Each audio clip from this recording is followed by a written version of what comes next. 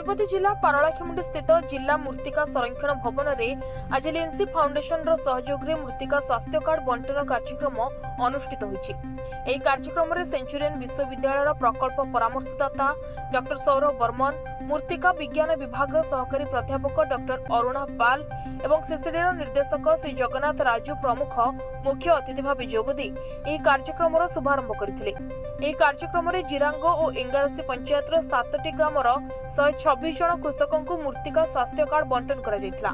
एही अवसर में विशेषज्ञ माने मूर्तिका परीक्षणर गुरुत्व एवं मूर्तिका स्वास्थ्य कार्ड माध्यम चाषी माने किपरि निज जमीर पोषक तत्व संपर्क में सठिक सूचना पाई परिबे से संबंध में अवगत कराइथिले।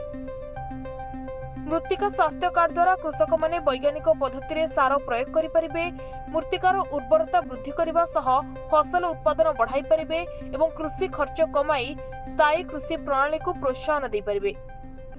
एही पदक्षेप कृषक मानकर आय वृद्धि, कृषि सामग्रिक उन्नति रे सहायक हेबो बोली अतिथि माने मत प्रकाश करथिले। एही कार्यक्रम को प्रोजेक्ट ऑफिसर श्रीमती बी मनसा, जयलक्ष्मी एवं ममता परिचालना करथिले।